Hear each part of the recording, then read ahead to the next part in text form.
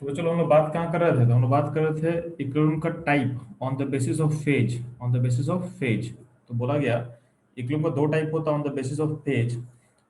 एक को बोला गया होमोजीनियस, कब, जब आपके रिएक्शन सिस्टम का सारा कंपोनेंट का फेज सेम होगा, यानी रिएक्टेंट प्रोडक्ट का फेज सेम होना चाहिए, तो उसको बोलते हैं होमोजीनियस। इसका एग्जाम्पल क्या होता है, इसका एग्जाम्पल पॉसिबल है H2 gas plus I2 gas gives 2HI gas. तो सारा का सारा गैस है।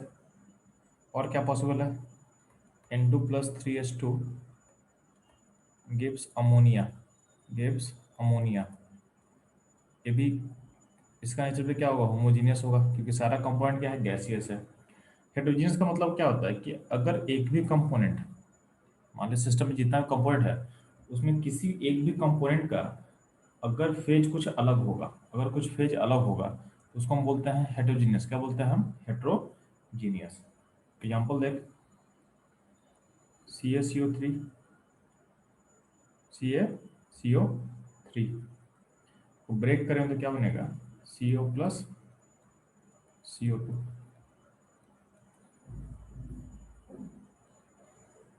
ठीक है। कौन कलाकारी दिखा रहा है जी।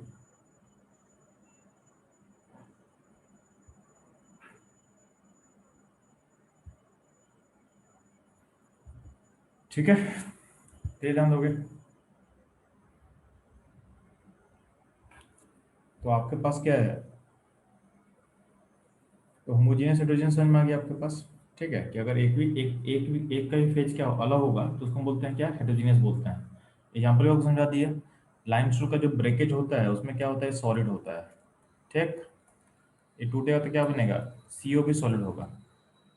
बट CO2 क्या होता है, CO2 गैस होता है, CO2 क्या होता है, गैस होता है। तो ये अलग हो गया बाकी सबसे, तो क्या होगा, हेट्रो ये इस इक्विलिब्रियम का टाइप क्या हो गया, हेट्रोजीनियस। क्या हो गया, हेट्रोजीनियस। ठीक। हम्म। ठीक है, ये रहेगा आपके पास। अब ध्यान देना, एक होता है law of mass action, law of mass action. तो एक लॉ दिया गया था, लॉ कौन दिया था, तो दो साइंटिस्ट था, उसका नाम यहाँ लिखा हुआ है, गिवन बाय गुल्डबर्ग एंड वेग। ठीक है।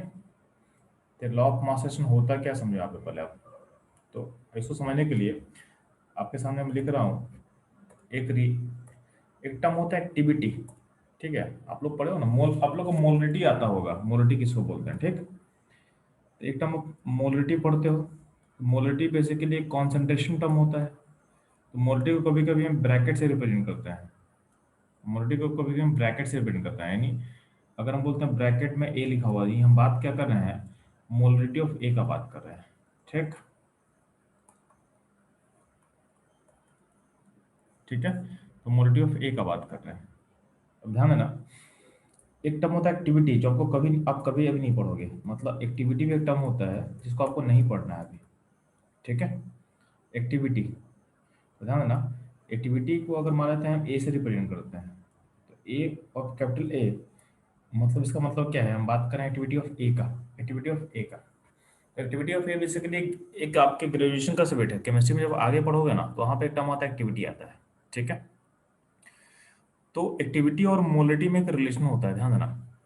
तो हम क्या बोल रहे हैं कि जो एक्टिविटी होता है, एक्टिविटी में सम कांस्टेंट इनटू मोलरिटी का फैक्टर होता है, ये चीज ध्यान देना। जो एक्टिविटी होता है किसी भी सब्सटेंस का, वो मल्टीपल होता है किसका, molarity into some constant, molarity into some constant. और जो कांस्टेंट है ना, जहाँ पे कांस्टेंट लिख रहे हैं, एक कांस्टेंट का जो वैल्यू है, इस कांस्टेंट के लिए मतलब सिंबल हम जाई यूज कर ले रहे हैं। ये सिंबल, ये जो कांस्टेंट है, ये डिपेंड, इसका जो वैल्यू है ना, ये value depend upon concentration, depends on concentration. तो इसी को ध्यान दोगे कि वैल्यू फुली कांस्टेंट नहीं है, कंसंट्रेशन पर डिपेंड करेगा। यानी कॉन्सेंट्रेशन चेंज होगा तो ये वैल्यू भी चेंज करेगा, वैल्यू भी चेंज करेगा। ठीक है, यानी अगर ए का हम कॉन्सेंट्रेशन चेंज करते हैं तो जो वैल्यू है वो भी क्या होगा, चेंज होता है। तो ध्यान देना कि अगर आपका आपका जो सॉल्यूशन है, सॉल्यूशन का दो फेज पॉसिबल है। सॉल्यूशन डाइल्यूट हो सकता है, सॉल्यूशन डाइल्यूट हो सकता है, और सॉल्यूशन क्या हो सकता है, सॉल्यूशन हो सकता है कॉन्सेंट्रेटेड। क्या हो सकता है, कॉन्सेंट्रेटेड। ठीक है, तो जो कॉन्सेंट्रेटेड होता है उसके लिए जो इसका वैल्यू है ना 1 से बड़ा होता है, और सॉल्यूशन डाइल्यूट होगा तो उसके लिए ऑलमोस्ट होता है 1, ऑलमोस्ट 1 होता है। तो डाइल्यूट सॉल्यूशन पर बात करेंगे तो जो एक्टिविटी एक्टिविटी होगा, एक्टिविटी इक्वल टू क्या होता है, सम कांस्टेंट इनटू कंसंट्रेशन। तो सॉल्यूशन डाइल्यूट होगा तो इसका वैल्यू क्या होगा, कांस्टेंट का 1 हो जाएगा। उस केस में क्या होगा, activity of A equal to क्या होगा, मोलरिटी ऑफ ए। ये दोनों बराबर होगा, ये दोनों बराबर होगा। और अगर बात करते हैं कॉन्सेंट्रेटेड सॉल्यूशन का, यानी कॉन्सेंट्रेशन हाई होगा, उस केस में क्या हो जाएगा कि चूंकि कांस्टेंट का जो वैल्यू है, यानी जो गामा का वैल्यू है 1 से काफ़ी हाई होता है। तो 1 से काफ़ी हाई होगा, इसका मतलब क्या होगा, जो एक्टिविटी का वैल्यू है वो मोलरिटी से क्या होगा, ज़्यादा बड़ा होगा।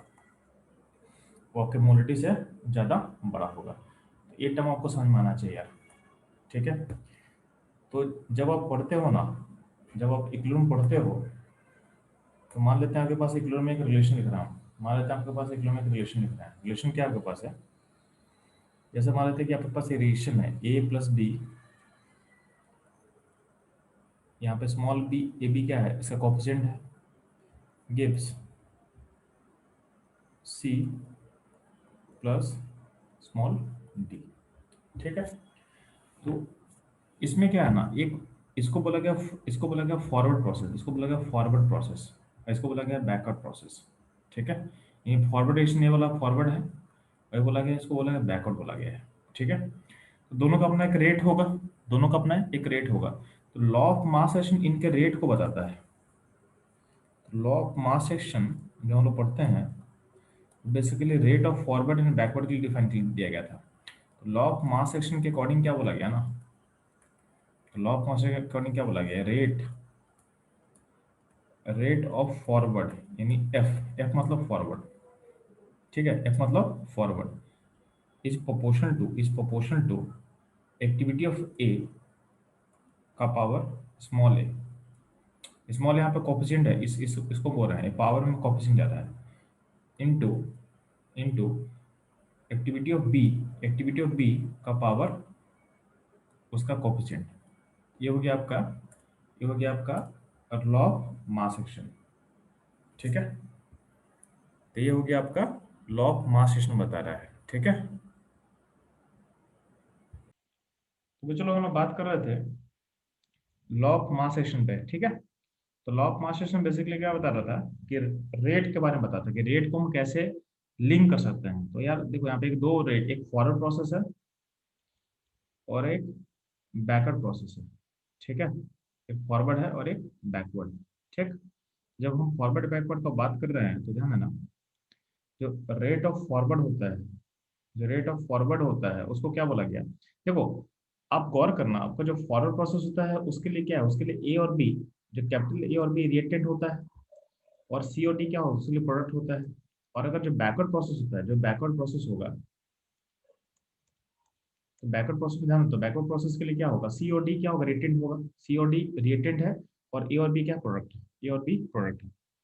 तो बोला क्या गया कि law of mass action rate को कैसे लिंक कर रहा है, तो बोला गया कि रेट जो होता है किसी प्रोसेस का, उसके रिएक्टेंट की एक्टिविटी का प्रोपोर्शन होता है। उसके रिएक्टेंट की एक्टिविटी के पावर उसका कोफिशिएंट के प्रोपोर्शन होगा, और अगर मोर देन वन रिएक्टेंट होगा तो उनकी एक्टिविटी को मल्टीप्लाई करते जाओगे। ठीक है, तो बेसिकली ये लॉ ऑफ मास एक्शन हमको ऐसा बोला। ठीक, सिमिलरली क्या होगा, रेट ऑफ बैकवर्ड, तो बैकवर्ड के लिए रेटेंट कौन कौन सा है, तो बैकवर्ड प्रोसेस का रेटेंट होता है आपके पास सी और डी। तो एक्टिविटी ऑफ सी का power C into activity of D का पावर डी। ठीक, तो ये होता है आपका फॉरवर्ड और ये होता है बैकवर्ड। ठीक है, तो ये मतलब सिंपल सा बात है ना, कि जो रिएक्ट जिस प्रोसेस का जो रिएक्टेंट है उसका एक्टिविटी का पावर उसका कोफिशिएंट ले लेंगे। ठीक है, तो ये था ये है law of mass action, actually में ये था। ठीक। अब ये आपके एनसीईआरटी बुक्स में कहीं ये लिखा आपको नहीं मिलेगा, क्योंकि आप लोग को एक्टिविटी पढ़ाया नहीं जाता है, आप लोग को एक्टिविटी पढ़ाया नहीं जाता है, क्योंकि एक्टिविटी होता है ग्रेजुएशन लोग पढ़ते हैं। ठीक है। तो होता क्या है, आप लोग पता है, four four dilute solution, four dilute solution, अगर सॉल्यूशन डायल्यूट होगा तो आपका जो एक्टिविटी होता है वो इक्वल टू क्या होता है, मोलरिटी होता है। यानी डायल्यूट सॉल्यूशन में क्या होगा, जो एक्टिविटी का वैल्यू होगा इक्वल टू, आप क्या कर सकते हो, उसका मोलरिटी को इक्वल कर सकते हैं। ठीक है। तो हम एक्टिविटी को मोलरिटी के बराबर लिख सकते हैं, कब, जब सॉल्यूशन डायल्यूट होता है। तो आप लोग समझ में आ चुका है। तो हम लोग क्या करेंगे ना, हम लोग जो इक्विलिब्रियम पढ़ते हैं, तो हम लोग चूंकि मोलरिटी पढ़ते हैं, तो हम लोग जो भी मोलरिटी में, हम मोलरिटी, जब मोलरिटी मेरा टॉपिक पढ़ा हुआ है, तो हम लोग का जो इक्विलिब्रियम होता है उसमें हम लोग सॉल्यूशन डायल्यूट हमेशा होता है, क्योंकि हम लोग क्या करते हैं, लॉ ऑफ मास एक्शन को मोलरिटी के टर्म में लिखना चालू करते हैं। ठीक है। तो हम लोग के बुक्स में ऐसा लिखा रहेगा, लॉ ऑफ मास एक्शन जो होता है, सेम रिएक्शन के लिए हम बात कर रहे हैं। ठीक है। तो अगर बोला गया तो उसमें बोलेगा rate of forward is proportional to reactant. तो रिएक्टेंट क्या था, तो आपके पास रिएक्शन में फिर से ले दे रहा हूँ आपके लिए आसानी के लिए। यहाँ पे एक रिएक्शन है ए प्लस बी, इसमें capital A B C D reactant product है, और स्मॉल जो है, स्मॉल जो भी है उसका कोफिशिएंट है, बैलेंस इक्वेशन का कोफिशिएंट है। ठीक है। तो बोला गया इसका जो फॉरवर्ड फॉरवर्ड प्रोसेस का जो रेट होगा, वो होगा वो होगा मोलरिटी ऑफ ए, यानी रिएक्टेंट का molarity to power their coefficient, to power their coefficient. ठीक है। ये हो गया रेट ऑफ फॉरवर्ड, ये हो गया रेट ऑफ फॉरवर्ड। ठीक है। रेट ऑफ बैकवर्ड का हम बात कर रहे हैं, तो रेट ऑफ बैकवर्ड जो प्रोपोर्शनल टू होता है, क्या होता है, कॉन्सेंट्रेशन ऑफ सी का पावर सी एंड डी का पावर डी। ये हो गया बैकवर्ड। लेकिन यार ध्यान देना, जब बुक्स में लिखा रहता है तो ध्यान देना, एक चीज मिसिंग होता है, लोग बताता नहीं कि कैसे, किसके लिए। लेकिन आपको समझ में आना चाहिए कि जो हम लिख रहे हैं एक्सप्रेशन, ये वैलिड कब होगा, four dilute solution, four dilute solution. तो ध्यान देना, जब भी आप पढ़ोगे ना आप इक्विलिब्रियम, तो ध्यान देना आपका जो सॉल्यूशन होगा उसका मोलरिटी जो होता है ना, हमेशा लिखा रहेगा 0.01 मोलर, ऐसा लिखा रहेगा। ठीक है। 0.1 मोलर ऐसा लिखा रहेगा। कभी भी आप गौर करना, फ्यूचर में कभी भी आपका 1 मोलर 2 मोलर ऐसा लिखा नहीं रहेगा, ये सब नहीं लिखा रहेगा।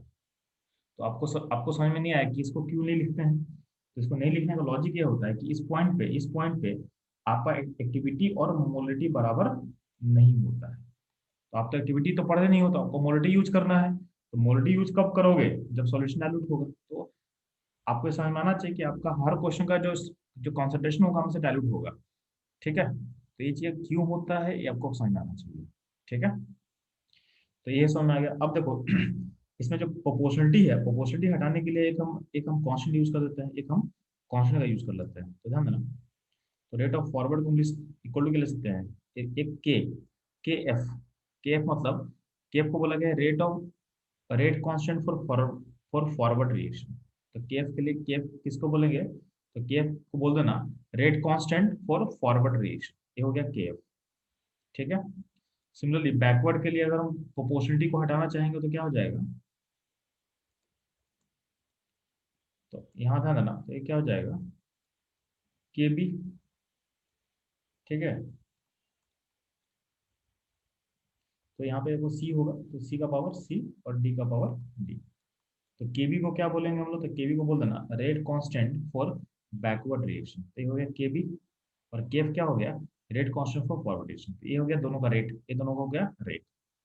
तो फॉरवर्ड का रेट आपके पास पहुंच गया। ठीक। और बैकवर्ड का रेट हो गया आपके पास। अब आपको पता है कि जब इक्विलिब्रियम का पॉइंट अचीव कर लोगे, तो आपको पता है कि एट पॉइंट ऑफ इक्विलिब्रियम होता क्या है, एट पॉइंट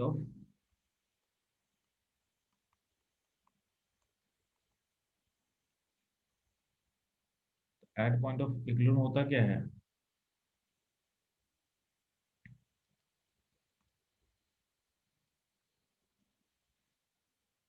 तो आपका जो रेट ऑफ फॉरवर्ड होता है और जो रेट ऑफ बैकवर्ड होता है, ये दोनों क्या हो जाएगा, दोनों बराबर हो जाएगा। ठीक है। इक्विलिब्रियम पॉइंट का मतलब ये होता है ना कि फॉरवर्ड प्रोसेस और बैकवर्ड प्रोसेस दोनों चलते रहेगा, और दोनों का रेट क्या होगा, इक्वल हो जाएगा। जितना आपका रेट इन पॉइंट में कन्वर्ट होगा, उतना ही बैक क्या होगा, बैक का पॉइंट क्या होगा, रेटेड में कन्वर्ट होना स्टार्ट कर जाएगा। तो इस पॉइंट पे क्या होगा, इस पॉइंट पे क्या होगा? एक सेकेंड।